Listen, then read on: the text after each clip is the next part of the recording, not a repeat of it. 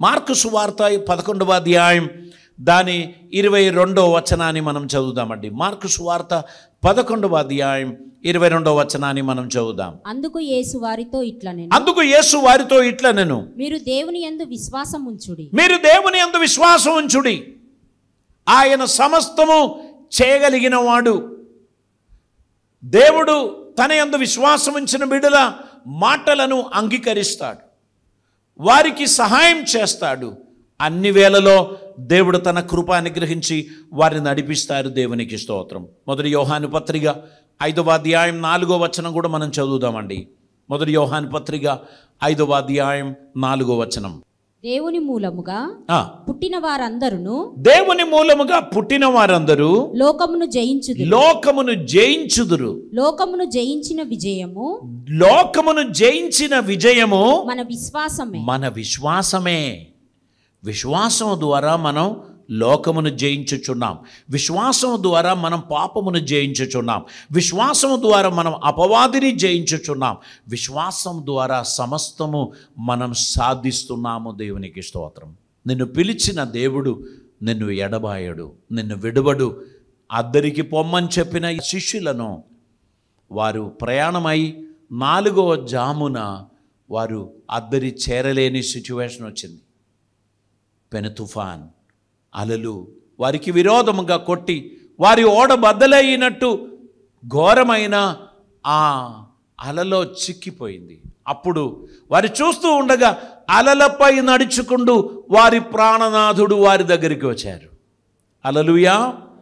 ఆయన వారితో చెప్పారు, భయపడకు, ఇది నేనే.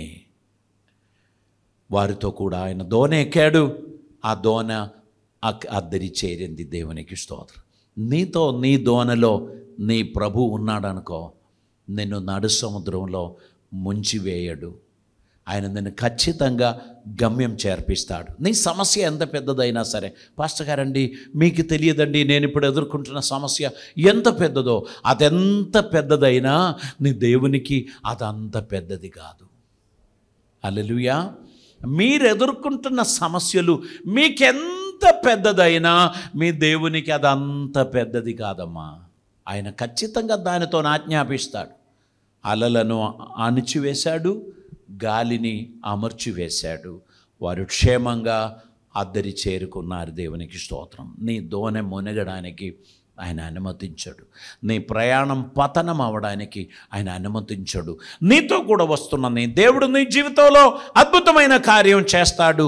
గనక దేవునికి ఇష్టలుగా నడవడానికి, దైవ చిత్తం నెరవేర్చడానికి తగినట్లు మన జీవితాన్ని మనం సమర్పించాల్సినటువంటి అవసరత ఉంది. ఆయన నీకు కావలసిన వాటన్నిటినీ దయచేసి నిన్ను గమ్యం చేర్పిస్తాడు.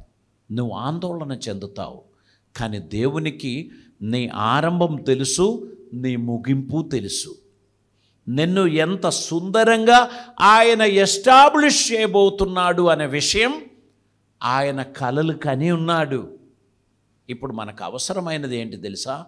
నా గురించి నీవు కన్న కలను నాకు కూడా చూపించు ప్రభువా. అలా చూపిస్తే నేను ఆందోళన చెందను. నాకు తెలియకనే నేను ఆందోళన పడుతున్నాను. నువ్వు చూస్తున్నావా? కన్ను ఉన్నదా నా బాధలు అని చెప్పి మనం చెప్పడానికి కారణం ఆయన నవ్వుతున్నాడు. మనం తొందరపడ్డప్పుడల్లా ఆయన నవ్వుతున్నాడు. Cool down, cool down. నేను అన్ని పరిస్థితులను చూస్తున్నానమ్మా. వయసు పెరిగిపోయింది, కనబడతలేదా? ఎంత పెరిగింది వయసు? 2 సంవత్సరాలు అంతే కదా. నీవు 20 సంవత్సరాల్లో పెళ్లి చేసి 80 సంవత్సరాల్లో ఏడవడం ఉత్తమమా? 30 సంవత్సరాల్లో పెళ్లి చేసి 70 సంవత్సరాలు ఆనందంగా ఉండడం ఉత్తమమా? అమ్మాయి పెళ్ళి 20 సంవత్సరాల్లో చేశారు, చాలా గొప్ప విషయం. కానీ 80 సంవత్సరాలు ఏడుపే. ఆ అమ్మాయికి నెమ్మది లేదు. ఆలస్యమైపోయింది. ఆలస్యమైతే మా పాపకి 2 పిల్లలు పుట్టారు, నీ పాప పెళ్ళే కాలేదే అని కొందరు ఎగతాళి చేసే వాళ్ళకు పర్వాలేదండి, దేవుని సమయం రావాలే కదా అని చెప్పుకోవాలి. 2 పిల్లలను కన్న ఆ తల్లి 80 సంవత్సరాలు ఏడుపు, బాధలు, కలవరం, ఒక రాత్రి కూడా సరిగా నిద్ర పట్టడం లేదు. ఇక్కడ 32 అయింది, కానీ అప్పటి నుంచి ప్రశాంతత దేవుడు కలుగజేశారు. దేవునికి స్తోత్రం. కలత చెందకండి, దేవునికి అన్నీ తెలుసు. ఆలస్యమైందని చెప్పి ఆందోళన చెందుతున్నావా? No no no, God will make it possible. ఆయన సమస్తము చక్కగా చేస్తాడు. కలత చెందకు, ఆందోళన చెందకు, లేట్ అయిపోయిందని దిగులు పడకు. నీ మార్గములు యెహోవాకు అప్పగించుము, ఆయన వాటిని సరళం చేస్తాడు. దేవునికి స్తోత్రం. అప్పగించినానా, నేను చేస్తానా అని చెప్తే ఇంకా పెట్టుకొని తిప్పుతూనే ఉన్నారు, చేతిలో ఇవ్వరు. పని వచ్చినోడు నాకు ఇవ్వండి నేను చేస్తానంటే ఇవ్వం. మనమే పెట్టుకొని ఏం చేస్తున్నాం, ముడి తీస్తున్నాం కానీ వేరే ముడి వేస్తున్నాం. ముడి తీసినట్టు తీస్తున్నాం కానీ వేరే 3 ముడులు తెలియకుండానే పడింది. ఇప్పుడు ఇది ఇప్పే వరకు ఇంకా 3 ముడులు ఇప్పాల్సింది ఉన్నది. గుర్తుపెట్టుకో, నీ జీవితం ఏదో కుప్పకూలిందని నువ్వు అనుకోకు. దేవుని ప్రణాళికలో దేవుడు నీకు కొన్ని పాఠాలు నేర్పిస్తున్నావు. నీ తొందరపాటును బట్టి, నువ్వు తీసుకున్న డిసిషన్ను బట్టి నీకు ఈ నష్టం జరిగిందని నువ్వు ఒప్పుకుంటున్నావా? ఇప్పుడు నువ్వు నా చేతికి అప్పగించు, నేను నిన్ను నడిపిస్తాను. ఇక్కడి నుంచి నేను నిన్ను బాగు చేస్తాను. ఇక్కడి నుంచి నేను నీ జీవితాన్ని సరిచేస్తాను. నేను నిన్ను లేవనెత్తుతాను. నీకు కావలసిన వాటన్నిటినీ నేను నీకు అనుగ్రహిస్తాను. నీవు ఊహించని స్థాయికి నేను నిన్ను తీసుకుపోతాను. సో దేవుడు ఏదైనా ఒక కార్యం చేస్తున్నప్పుడు మనం కృతజ్ఞతతో ఆయనను నమ్మి ఆయన అందుబాటులో మనం ఉండినట్లయితే సమస్తము మేలు కొరకై సమగూడి జరిగిస్తాడు. దేవునికి స్తోత్రం. మత్తయి సువార్త 17వ అధ్యాయం 19-20 వచనాలు మనం చదువుదామండి. మత్తయి సువార్త 17వ అధ్యాయం 19-20 వచనాలు. తరువాత శిష్యులు ఏకాంతముగా యేసునొద్దకు వచ్చి మేమెందుచేత దానిని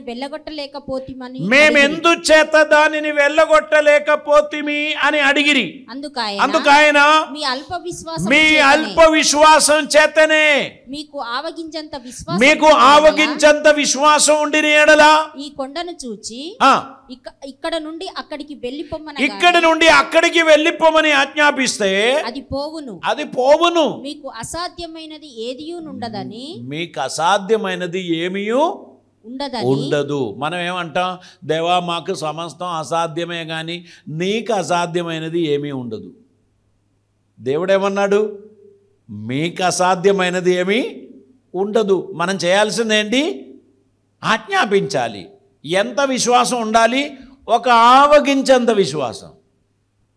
కొంతమంది చెప్తారు ఆవగించ చాలా నిండుగా ఉంటుంది, అది గొప్పగా ఉంటుంది, అది పూర్తిగా ఉంటుంది. నేను అట్లా అనడం లేదు. అక్షరాల ఒక ఆవగించంత విశ్వాసం ఉండి నువ్వు ప్రకటిస్తే దేవుడు ఆ కార్యం చేస్తాడు. ఎందుకంటే దేవుడు చెప్పాడు, నీకు అసాధ్యమైనది ఏమీ లేదు. దేవుడు సమస్తము సాధ్యపరచడానికి నీ మాటల కొరకు ఎదురు చూస్తున్నాడు. నువ్వు ఏదైతే పలుకుతావో దేవుడు దానికి సైన్ చేసేస్తాడు. నువ్వేం చెప్పేదంటే మాకు అన్నీ అసాధ్యమేనండి పాస్టర్ గారండి, మాకన్నీ అసాధ్యమే. ఇప్పుడు ఏం చేయాలి మరి? దేవుడు వచ్చి సాధ్యపరచాలి. దేవా నువ్వు ముట్టు. దేవుడు అంటున్నాడు నువ్వు స్వస్థపరచు, రోగులను స్వస్థపరచండి, దయ్యములను వెళ్ళగొట్టండి. ఎవరు చెప్పారు ఈ మాట? యేసయ్య చెప్పాడు. మనం వచ్చి నిలబడి బాంచం కాలు మోక్తా ఈ రోగం తీసివేయండి. మళ్ళీ ఎవరికి చెప్తున్నాం? ప్రభువుకే చెప్తున్నాం. ప్రభు ఏమన్నాడు? మీరే స్వస్థపరచండి. తబీదా కూమి అని చెప్పినప్పుడు బాల లేచి కూర్చున్నది. ఆ పని మనం చేయాలని దేవుడు చెప్తున్నాడు. హల్లెలూయా. అప్పుడు సాతాను ఏమంటాడు, నువ్వు అంత మంచోడేం కాదు, అటువంటి సాహసం ఏం చేయకు, నువ్వు చెప్తే దేవుడు వినడు, ఎందుకంటే దేవునికి నువ్వంటే అసహ్యం, నువ్వు పాపాత్ముడు, నువ్వు చెప్తే దేవుడు నమ్మడు, నిన్ను నమ్మడు, దేవుడు వినడు, నువ్వు ఏం చెప్పుకో, అటువంటి పొరపాట్లు ఏం చేయకు. అక్కడ నిలబడి ఆయన కాలు మొక్కి బాంజం కాలు మొక్తా తీసివేయి అని చెప్పు అంటున్నారు. ఇప్పుడు చెప్తున్నాను, నువ్వు ప్రకటించాలి. దేవునికి స్తోత్రం. నీకు విరోధంగా దుష్టుడు తీసుకొచ్చిన ఆటంకంతో నువ్వు ప్రకటించాలి. యేసు నామమున వెళ్ళిపో అని నువ్వు చెప్పినప్పుడు అది వెళ్ళిపోవాల్సిందే. దేవునికి స్తోత్రం. ఆమేన్. విశ్వాసం. అల్ప విశ్వాసి, నీ అల్ప విశ్వాసమును బట్టి నువ్వు చేయలేకపోయావు. విశ్వసించండి, దేవుడు సమస్త కార్యములను మనకు సాధ్యపరుస్తారు. దేవునికి స్తోత్రం. దైవ చిత్తం మన జీవితంలో నెరవేర్చడానికి తగినట్లు ధైర్యం తెచ్చుకోండి. అధైర్యపు మాటలకు గుడ్ బై చెప్పండి. ఇది నిన్ను తీసుకొనే పోతుంది. పరిస్థితులు మనతో చెప్తుంది, మనుష్యులు కూడా మనతో చెప్తారు, డాక్టర్లు కూడా చెప్తారు, ఇది నిన్ను తీసుకొనే. మనం we need to cancel it. No, God is going to touch me and heal me. I am going to get well. నేను దీని ద్వారా విడుదల పొందబోచున్నాను అనేటువంటి ఒక విశ్వాసం మనం ప్రకటించుట ద్వారా మన శరీరాత్మ దేహి బలపరచబడడానికి దేవుడు కృపనిస్తాడు. రోమీలకు రాసిన పత్రిక 10వ అధ్యాయం 17వ వచనాన్ని ఒకసారి మనం చదువుదామండి. రోమీలకు రాసిన పత్రిక 10వ అధ్యాయం దాని 17వ వచనం. కాగా వినుట వలన విశ్వాసము కలుగును, వినుట క్రీస్తును గూర్చిన మాటల వలన కలుగును. విశ్వాసం ఎలా కలుగుతుందండి? వినుట వలనే. క్రీస్తును గూర్చిన మాట వినుట వలనే మనకు విశ్వాసము కలుగజేస్తుంది. దేవునికి స్తోత్రం. కనుక ప్రభు చేత మనకు అనుగ్రహింపబడిన ప్రతి మాట కూడా మన విశ్వాసాన్ని బలపరచుచున్నది. దేవునికి స్తోత్రం. దేవుడు మన విశ్వాసాన్ని బలపరచుచున్నాడు. తన కృప మనకు అనుగ్రహిస్తున్నాడు. ఏదైనా ఒక కార్యం మనం నమ్మిన ఎడల దేవుడు దాన్ని సఫలపరుస్తాడు. ఏదైనా ఒక విషయం మనం దేవునికి అప్పగించిన ఎడల ఆయన దాన్ని పరిపూర్ణంగా చేస్తాడు. మనం దేవునికి అప్పగించిన తర్వాత కూడా మనం పోయి తీసిపోయి చూస్తాం. ఏదైనా ఒక వస్తువు ఒక ప్రాసెస్లో పెడితే ఆ ప్రాసెస్ కంప్లీట్ అయ్యే వరకు పోయి పైకి లేపి చూడొద్దు కదా. మనం సహజంగా చేసే కొన్ని పనులు చెప్తాం. మామిడికాయలు తెంపినాం, పేపర్లో చుట్టినాం, అది బియ్యం డబ్బాలో పెట్టాము, లేకపోతే ఇంకెక్కడో పెట్టాము. మళ్ళీ మనం మాటికి పోయి అది తీసి చూస్తాం, అది తెరిచి చూస్తాం. అదొక ప్రాసెస్. అట్లీస్ట్ 2 to 3 days అది అలా ఉండాలి. దానికి కొంచెం వెచ్చగా వచ్చి అది కలర్ మారి అది పండు అయ్యే వరకు మనకు ఓపిక ఉండాలి. మనం పోయి ప్రతిరోజు ఈ పొట్ల విప్పి చూసేసి పెడతాం కనుక 3 రోజులు కావాల్సింది 6 రోజులు అవుతుంది. మనము దేవునికి కార్యం అప్పగించాం కానీ మనకు టెన్షన్ పోవడం లేదు. ఇప్పుడు దేవుడు ఎవరు? ఒక సీఎం కన్నా పిఎం కన్నా గొప్పవాడు. ఆ దేవునికి మన సమస్య మనం అప్పగించాం. ఇప్పుడు మనం ఏమనుకోవాలి? ఆయన మాట తప్పడు, ఖచ్చితంగా చేస్తాడు, నిశ్చింతగా ఉండాలి. ఆయన వచ్చి నిన్ను తట్టి లేపుతాడు. ఇదిగో ఇట్ ఈస్ రెడీగా ఉంది, తీసుకోండి అని చెప్పేటువంటి ఒక సిచ్యువేషన్ ఇస్తాడు. మనం కృతజ్ఞతతో మన విన్నపములు దేవునికి తెలియపరచాలి. దేవా, ఈ విషయం ప్రాసెస్లో ఉన్నందుకు స్తోత్రం, నువ్వు కార్యం చేస్తున్నందుకు స్తోత్రం, నువ్వు అద్భుతం చేయబోచున్నందుకు స్తోత్రం, నువ్వు నన్ను దర్శించుచున్నందుకు స్తోత్రం, ఈ కార్యం అద్భుతంగా మీరు చేయబోచున్నందుకు నీకు స్తోత్రం అని చెప్పి దేవుని మహిమపరచటం మనకు సాధ్యమైతే దేవుడు అన్నీ చేస్తాడు. ఇప్పుడు వ్యవసాయకుడు సంచిలో ఉన్న ఆరిన విత్తనం తీసుకుపోయి బురదలో చల్లుచున్నారు. వ్యవసాయం గురించి ఐడియా లేనోడు చెప్తాడు, ఎందుకయ్యా మంచి చేతికి వచ్చిన ధాన్యం తీసుకుపోయి బురదలో ఎందుకు పడేస్తావు? నీ ఊరుకో, నీకు తెలియదు, ఇది ఆ బురదలో చాలా రోజులు ఉండదు. విత్తనం పడ్డది కొద్ది రోజులు మొలకెత్తి ఆ పొలమంతా పచ్చిగా తయారవుతుంది. మరికొద్ది రోజులు దానికి సేవ చేస్తే ఒక్క బస్తాలో ఉన్న ఆ విత్తనం 60 బస్తాలుగా తిరిగి వస్తుంది, 100 బస్తాలుగా తిరిగి వస్తుంది. సో విత్తనం పొలంలో చల్లడం వ్యవసాయం చేసేవానికి మాత్రమే తెలుసు. అతడు విశ్వసించినందున ఆ విత్తనం మొలకెత్తి గొప్ప పంటగా తిరిగి వచ్చింది. కొంతమందికి ఇవి తెలియదు, వారు ఎగతాళి చేస్తారు. దేవునికి ఇవ్వడమా? భూమి ఆకాశమును సృష్టించిన దేవునికి ఎందుకండి మీ నాణయాలు, మీ అర్పణలు? మనం ఏం చేస్తున్నాం తెలుసా? దేవా నువ్వే యజమానుడు, నేను నమ్ముచున్నాను, నీవు మా యజమానుడు, నేను విశ్వసిస్తున్నాను. మొన్న మా మోటార్ ఆన్ చేశాము, నీళ్ళు రావడం లేదు, వేరొక సౌండ్ వస్తుంది. అప్పుడే నాతోనున్న ఇద్దరు బ్రదర్స్కు పూర్తిగా సబ్జెక్ట్ అర్థం కాలే. నేను చెప్పిన స్విచ్ ఆఫ్ చేయండి, ఒక లోటాలో కొంచెం నీళ్ళు తీసుకురండి, ఈలోపు దాని ఎయిర్ వాల్వ్ ఓపెన్ చేసి ఒక్క మగ్గు నీళ్ళు అందులో పోయగానే ఆ కిందున్న నీళ్ళు పైకి వచ్చి ఆ బయటికి ప్రవహించడం మొదలైంది. వెంటనే మేము ఎయిర్ వాల్వ్ టైట్ చేసాం, స్విచ్ ఆన్ చేసాం, సూపర్గా వాటర్ పైకి పోవడం స్టార్ట్ అయింది. సో మన జీవితంలో మన విశ్వాసం ద్వారా కొన్ని కార్యాలు చేయటంలో దేవుడు తన సర్ప్లస్ బ్లెస్సింగ్స్ మన మీదకి అనుగ్రహిస్తారు. బావిలో ఉన్న నీళ్ళు ట్యాంకులో చేరాలంటే ఈ ఎయిర్ వాల్వ్లో ఒక మగ్గు నీళ్ళు మీరు పోయాల్సి వస్తుంది. ఆ నీళ్లు పోసినప్పుడు ఎయిర్ బయటికి పోతుంది. ఎయిర్ బబుల్స్ బయటికి పోయిన తర్వాత స్విచ్ ఆన్ చేస్తే వాటర్ తిన్నగా ట్యాంకులోకి వెళ్ళడం జరుగుతుంది. మన జీవితంలో దేవుడు బ్లెస్సింగ్స్ ఇవ్వడానికి we need to show the obedience. మన విత్తనము విధేయతగా ఉండాలి, సమర్పణగా ఉండాలి.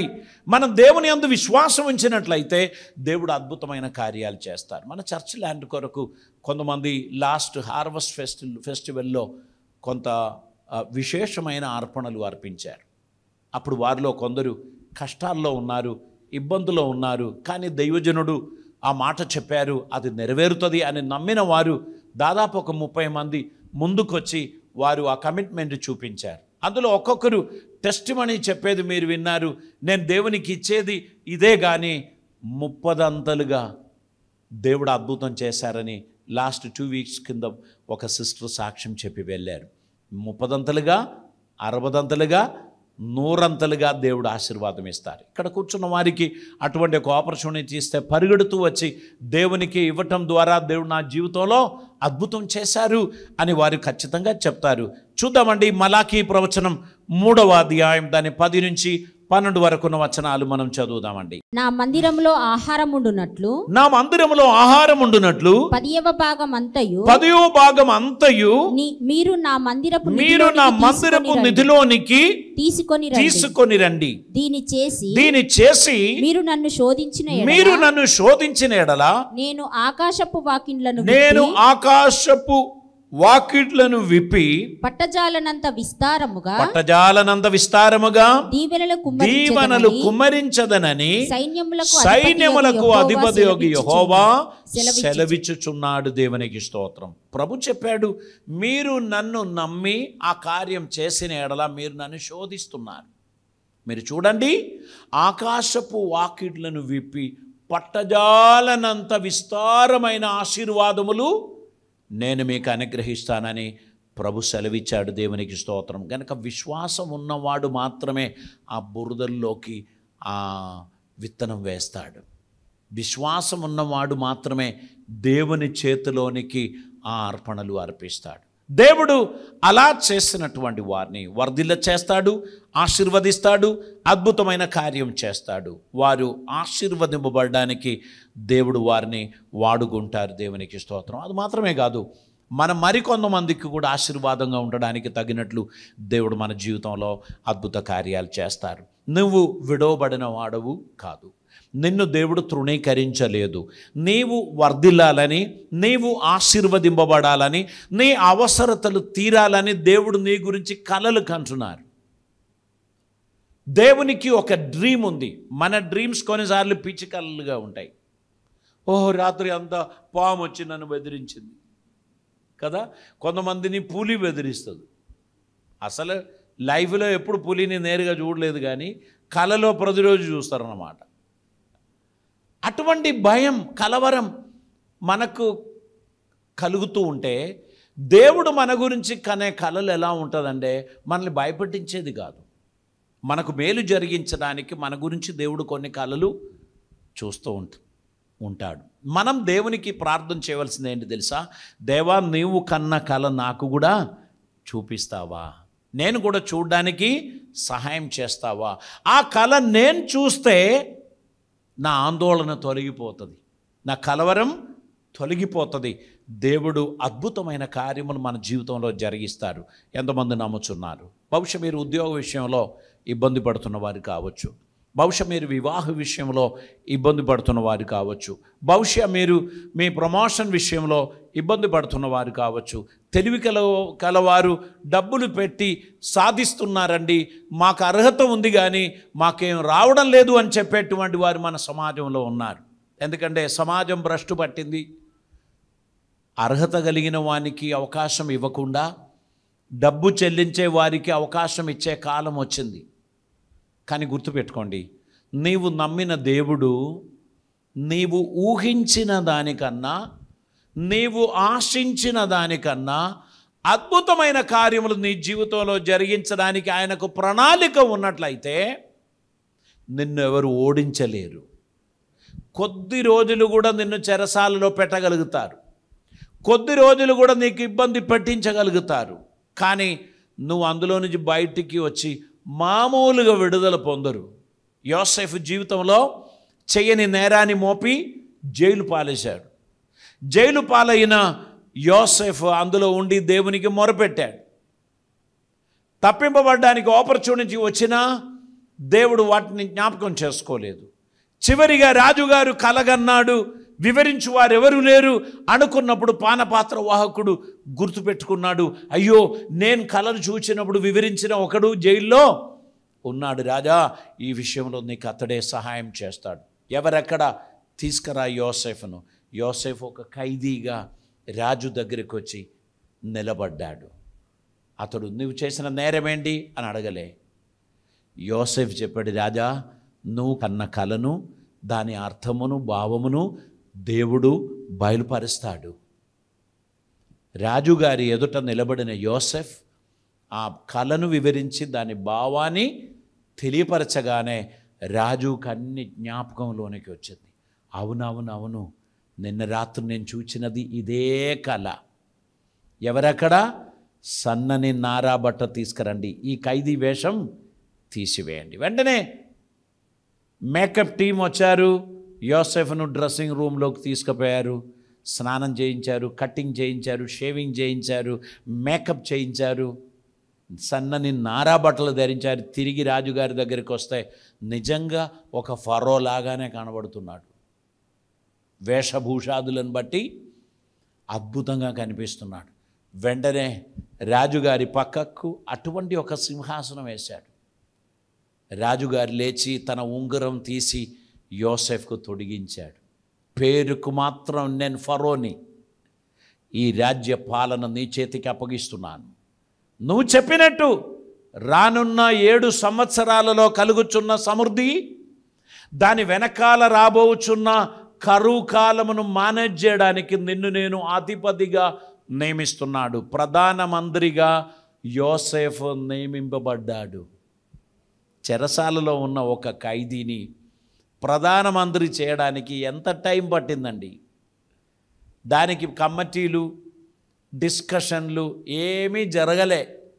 ఇన్స్టంటేనియస్గా దేవుడు ప్రమోట్ చేశాడు. ఖైదీ వస్త్రం తీసి ప్రధానమంత్రి వస్త్రం వేయించాడు. దేవునికి స్తోత్రం. ఆ దేవుడు నీ దేవుడు, ఆ దేవుని నువ్వు సేవిస్తున్నావు. నీ జీవితంలో ఏదైనా ఒక కార్యం చేయాలని దేవుడు ఉద్దేశించినట్లయితే దాన్ని అడ్డగించడానికి, నీకు వ్యతిరేకంగా రావడానికి ఎవ్వరి వలన సాధ్యం కాదు. దేవుడు సమస్తం నీ కోసం అనుకూలపరుస్తాడు. దేవునికి స్తోత్రం. ధైర్యం కలిగి ఉండండి. దేవుని అందు విశ్వాసం గట్టిగా పట్టుకోండి. విశ్వాసం లేకుండా దేవునికి ఇష్టడై ఉండడం అసాధ్యం. కనుక ఈ దినమందు మన జీవితాన్ని సంపూర్తిగా ప్రభువుకు సమర్పిద్దాం. ఆయన కృప పొందడానికి మనం సమర్పిద్దాం. ఈ మాటల చేత దేవుడు మనల్ని ఆశీర్వదించిన గాక. తల్లు వంచుదామండి, మనం ప్రార్థన చేద్దాం. పరిశుద్ధుడైన తండ్రి, కృపామయుడైన దేవా, నీకు వందనాలు. ఈ సమయంలో విశ్వాసమును గురించి మాతో మాట్లాడారు.